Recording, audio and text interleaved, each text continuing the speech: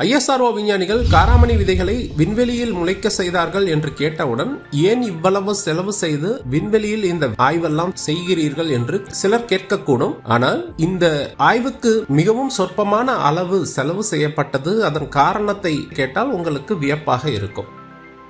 விண்வெளிக்கு செயற்கைக்கோளை அனுப்பும் பொழுது அந்த ராக்கெட்டின் இறுதி பாகம் செயற்கைக்கோளை ஏவிய பின்பு பூமியை சில நாட்கள் வட்டமிட்டு பின்பு பூமியின் வளிமண்டலத்திற்குள் வரும் பொழுது எரிந்து அழிந்துவிடும். இவ்வாறு விடப்படும் PSLV ராக்கெட்டின் அந்த பாகத்தை ஒரு செயற்கைக்கோளாக அது பூமியை சுழலும் நேரம் வரை பயன்படுத்தலாம் என்று யோசித்த இஸ்ரோ போயம் என்ற திட்டத்தை உருவாக்கியது. அதன்படி இந்த பாகத்தில் ஒரு செயற்கைக்கோளுக்கு தேவையான உபகரணங்களை பொருத்தி பல ஆய்வுகளை தொடர்ந்து செய்து வருகிறார்கள். அதில் ஒரு ஆய்வுதான் இந்த விதையை வளர்க்கும் ஆய்வு.